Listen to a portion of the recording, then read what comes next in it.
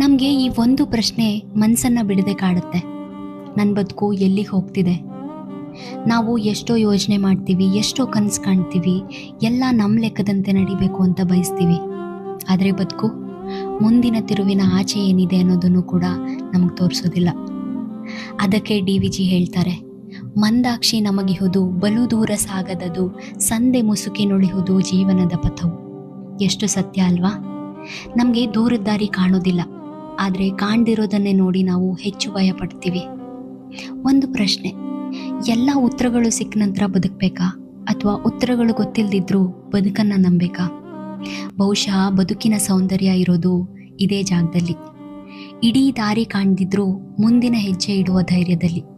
ಯಾಕಂದರೆ ಜೀವನ ಯಾವತ್ತೂ ಇಡೀ ದಾರಿಯನ್ನು ಬೆಳಗಿಸೋದಿಲ್ಲ, ಮುಂದಿನ ಹೆಜ್ಜೆಗೆ ಬೇಕಾದಷ್ಟು ಬೆಳಕನ್ನು ಮಾತ್ರ ಕೊಡುತ್ತೆ. ಆ ಬೆಳಕನ್ನು ನಂಬಿ ನಡೆಯೋದೇ ಬದುಕು.